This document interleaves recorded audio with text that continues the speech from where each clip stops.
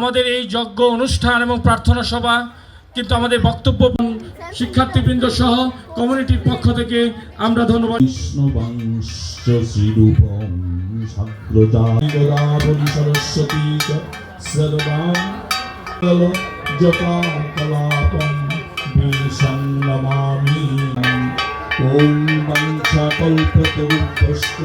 আমাদের এখানে মানে অনেকেই উপস্থিত আছেন। শ্রদ্ধেয় যজ্ঞ অনুষ্ঠান সম্পন্ন হবে অল্প কিছুক্ষণের মধ্যে।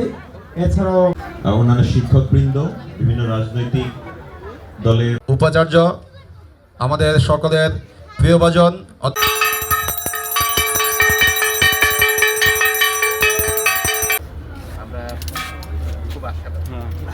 আজকে যে আপনিও আসতে চান এটাতে আমরা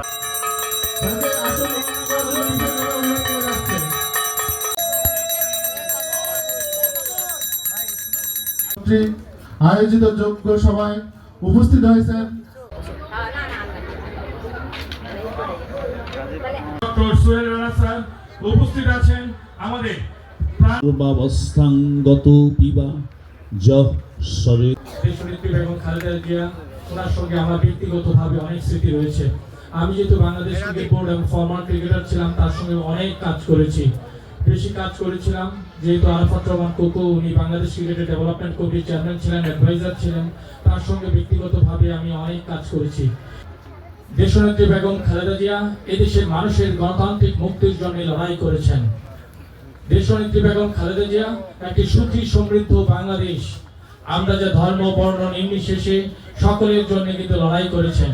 5ই আগস্টের পরে গণতন্ত্রের যে সুবাতাস বইছে, আশা করছি আমাদের ফেব্রুয়ারি 12 তারিখে যে নির্বাচন হবে, সেই নির্বাচনে বাংলাদেশে একটি গণতান্ত্রিক সরকার প্রতিষ্ঠিত হবে এবং দেশনেত্রী বেগম খালেদা জিয়া যে সুখী সমৃদ্ধশালী বাংলাদেশের স্বপ্ন দেখতেন, সেই স্বপ্নের বাস্তবায়ন হবে। জন্ম না হয়েও তিনি যেভাবে সকলের এই দেশের হয়ে উঠেছিলেন, তা অনেক বড় একটি চ্যালেঞ্জ ছিল। আমরা আমাদের নেত্রীর কাছ থেকে, যিনি 41 বছর দেশকে এবং দলকে নেতৃত্ব দিয়েছেন যোগ্যতার সাথে, দক্ষতার সাথে, আমরা তার ব্যক্তিত্ব, কঠিন সময় সাহসী ভূমিকা, মানুষের প্রতি সহানুভূতিশীল, জনগণের জন্য দল দায়িত্ববোধ, সেটা যদি আমাদের জীবনে আমরা প্রয়োগ করতে পারি, কাজে লাগাতে পারি, আমরাও একজন যার দিকে ভালো নেতৃত্ব দিতে পারবো। এই যেমন প্রত্যেকটি মানুষকে তার পরিবারের সদস্য মনে করেছেন, যেমনটি আমাদের দেহের প্রতিটি অংশ আমাদের দেহেরই ভালো থাকার জন্য জরুরি। আমরা হাতকে অসুস্থ রেখে, পাকে অসুস্থ রেখে ভালো থাকতে পারি না। তেমনিভাবে তিনি এটা বিশ্বাস করতেন, এদেশে যে ধর্মে বিশ্বাসী হোক না কেন, যে গোত্র বা বর্ণের মানুষই হোক না কেন, তাদেরকে খারাপ রেখে দেশের মানুষ, দেশ ভালো থাকতে পারে না। সেজন্যই কিন্তু দেশ নেত্রী হিসাবে তিনি আখ্যায়িত হয়েছিলেন।